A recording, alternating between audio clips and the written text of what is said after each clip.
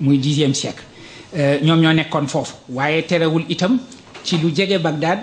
chiite ismaélien yaa ngi fa woon amoon ay entreprises terroristes yoo xam ne ñu ngi ko doon mëne école yi bare querelle théologique yi bare côté bi yenn théologiens yi tendance mu'tazilite la ñu nekkoon yi théologien nekk tendance ashari ña nga xam ne bii ñoo doon pouvoir politique bi jamono jooju muy xalif abbasid yi ñoom ñoo jiitu woon ñoom ñoo nekkoon xalif mais réalité wu pouvoir bi ñi ko doon exercer dëgg mooy seeni vizir seeni ay ministre muy les vizirs seljukin vizir ba fa gënoon am doole jamono jooju nekkoon xaritu Abu Hamid al-Ghazali tuddoon Nizam al-Mulk moo doon turu vizir boobu Nizam al-Mulk dafa décidé woon nekk champion wu sunnisme contre chiisme nekk champion wu kalam acharite théologie acharite contre théologie mu'tazile mu créé woon ay institutions yoo xam ni université ko nga ko mën a tëkkaleel université ci jamono yooyu damay wax toujours ne gis nga université ci ñun la soqi ko musulman yi waaye mérité wuñ ko dañ ko créé ba pare fontoo ko suufeel ko ba au 13e siècle mu transplanté wu dem ci Europe ñoom ñu téye université ak seen ñaari loxo développé ko ba toll fii ñu toll ñun nag ñu jëkkee ko ba pare daal di tëju à un moment donné enfermement boobu daal di tax ñu daal di suuxat nekk ci pétrification boo xam ne bi génnaguñ ci ba tey suñu liggéey ñun suñu génération mooy ku mën a fexe nu ñu génnee ci pétrification boobu rek ñu génn ci kooku Nizam al-Mulk créé université yooyu tuddee ko boppam tuddee ko ay nizamiya ba ca gënoon a mag mooy nizamiya ba nekkoon Bagdad foofu nag la Abu Hamid al-Ghazali doon jàngale nekk boroom xam-xam boo xam ni bii lu mu wax kenn du ci teg baat balaa muy wax ñu ne ah ma ngay wax su waxee ñu ne wax na lu mu wax ñu jàppee ko téere moom toog ba xelam dellu si mu ne waaw man mi nga xam ne bi lu ma wax nit ñi d'accord balaa may wax sax jàpp nañu ne suñu ñëwee déglu si ma dëgg laa leen di wax dëgg boobu ñu dem téye ci man fu ma ko teg lan moo ma wóor ci ni li ma leen di jàngal am na fondement dëgër na est-ce que mën naa ne am naa ci li may jàngale certitude boo xam ne bi mooy équivalent wu li alxuraan di wax ilmal yaqin ma am ci certitude boo xam ne bi dara du ko yëngal xam nga su ma nee wóolu naa samay sens lu ma gis wóolu naa ne gis naa ko ah daa di ne maa ngi janoog sama xarit bi di sama doomu ndey mu ànd ak man muy alsin mën naa ne wóor na ma ni mi ngi nii toog à 4 mètres de moi donc am naa confiance ci sama vue sensu vue waaye su ma génnoon léegi nii weer wi su ma ko xoolee dafay mel na rek croissant taayu benn croissant bi nekk brioche dorée bi te faa leen yi xam ko bu baax a baax lay tollool pourtant sama sens loolu la ma won waaye sama xel wax na ma ne ëpp na loolu foofu de la même manière soo fa bon léegi nii benn potu ndox nga dugal ci big bi wala nga dugal ci bant bu gudd da ngay gis mu def nii mel na du damm kon yow sa bët gis na ko mu damm sa xel wax na la ne dammul pourtant bien que sa xel rectifier na ko du tere sa bët continuer di ko gis mu damm munul rek xel mi munul redresser sa vue parce que loi wu vue bi moo mel noonu kon bokk samay sens munuma leen wóolu ne dañu may wax dëggu toujours mi ngi mel na soo amoon montre boo xam ne bi léeg-léeg mu wax la heure léeg-léeg du la wax heure montre boobu boo yóbboo sànnil parce que soo xoolee mu ne la il est 10 heures lan moo la ci wóor xëy na jikko wu fen la donc xamuloo ban moment lay fen ak ban moment la wax dëgg donc il est 10 heures da ngay jàpp rek ne c'est probable waaye mënoo ci am jamais lu mel na certitude loolu moo tax mu ne première source savoir muy sens mënuma am confiance ci ñoom donc su ma dee wut ilmal yaqin mënul nekk ci sama 5 sens mënul nekk sama bët sama xeeñ sama jàpp et cetera kon boog xam naa ci raison la comme raison mooy rectifier chaque fois su sens yi juumee raison mooy rectifier su ma gisee lune bi tuuti sama raison ne ma non ëpp na su ma gisee bant bi damm sama raison ne ma non jub na xocc kon boog léegi mën naa wóolu raison ba mu ne mën naa wóolu raison sens yi ne ko ah yow attention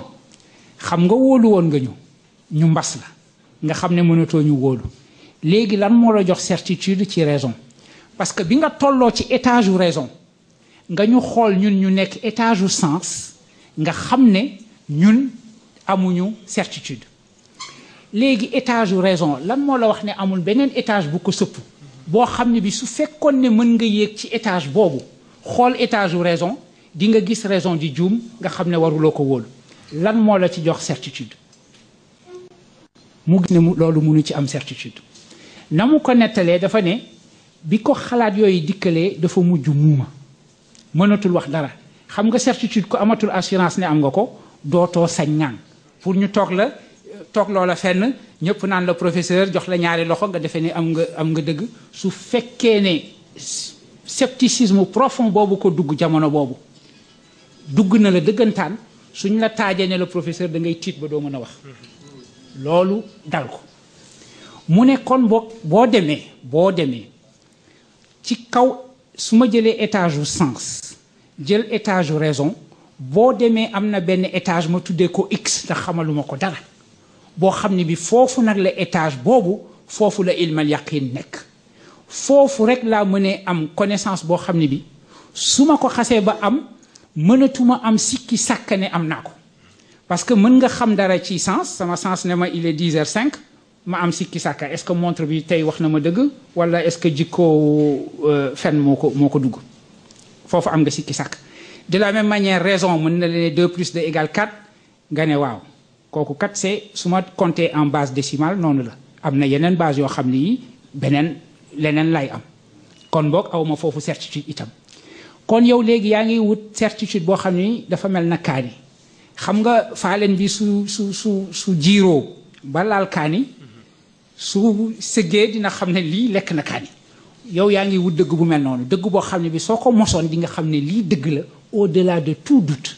mu ne munul nekk ci étage sensibilité munul nekk ci étage rationalité kon boog ci beneen étage la nekk comme étage boobu dafa tegu ci étage rationalité mu tuddee ko état supra-rationnel supra-rationnel mooy loo xam ni rek dafa nekk ci kaw lu rationnel mu ne ma bi ma xalaat boobu dikkee ma xam nag ne maa ngi ci yoon foofu sama borom bu dimbale ma fa daal di yónnee benn leer bu dugg ci sama biir xol won ma ne léegi faculté supra-rationnelle boobu nga xalaat ne yow ci sa biir xalaat hypothèse rek la réalité la léegi nag loolu laa lay mosloo nga xam réalité wu faculté supra-rationnelle boobu nga xam ne bi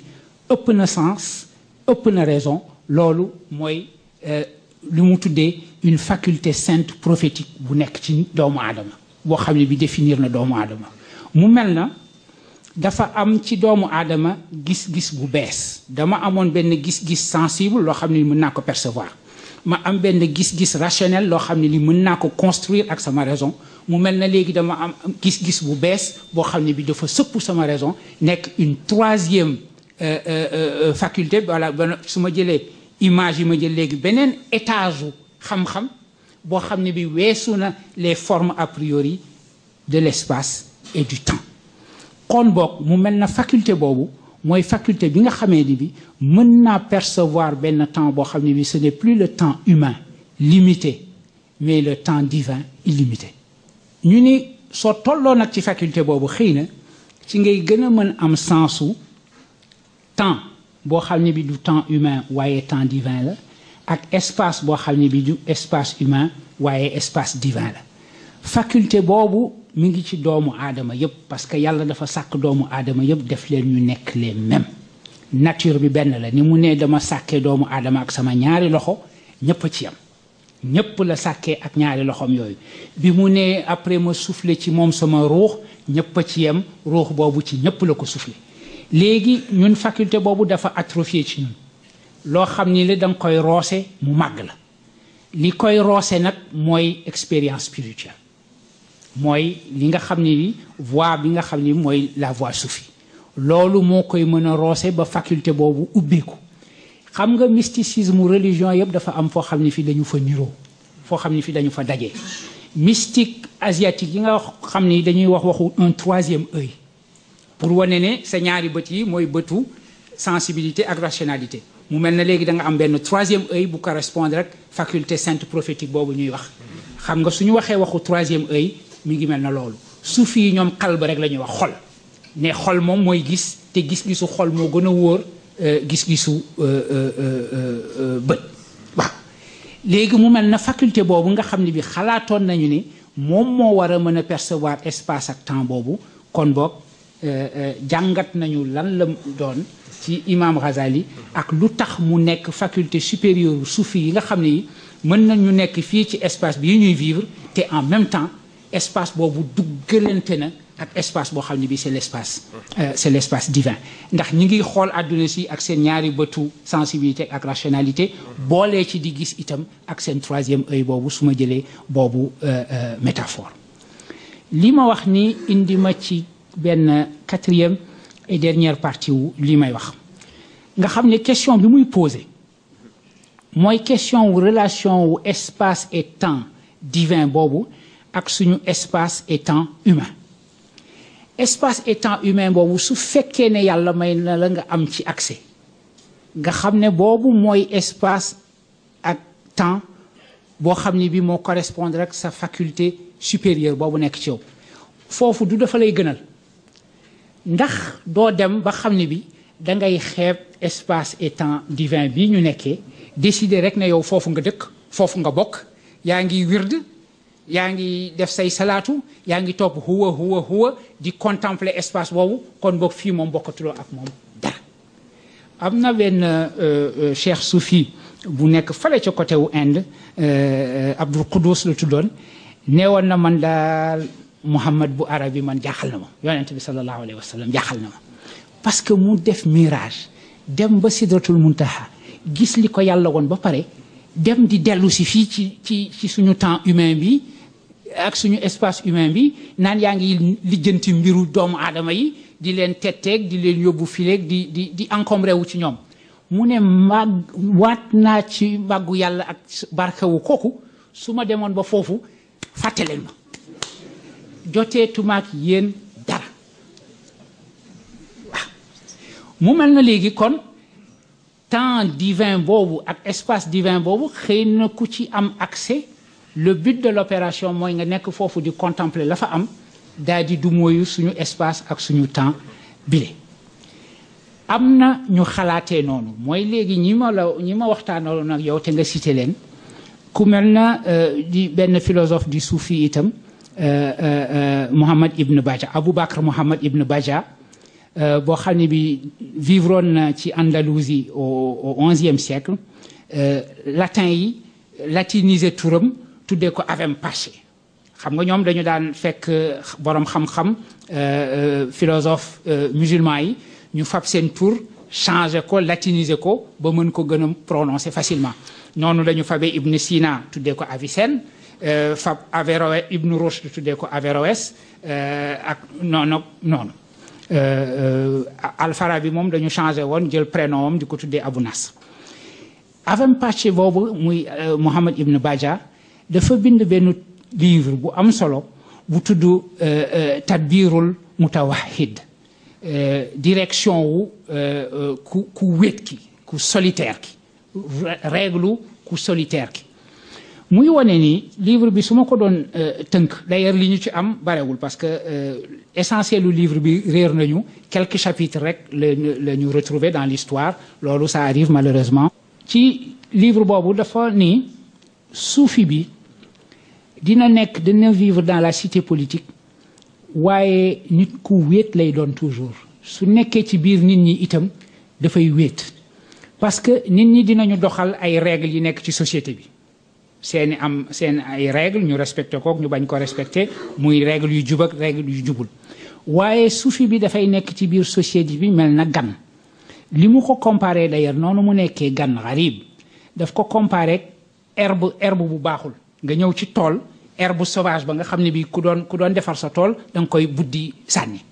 mu ne soufi bi dafa war mel ci biir cité bi na herbe boobu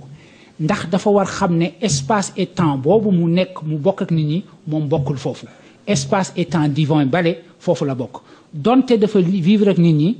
règle yi muy jox boppam règle espace et temps boobu la du règle ñoom bi ñuy doxee xam nga léeg-léeg nga ñëw ci benn béréb boo xam ne bi corruption nga fay dox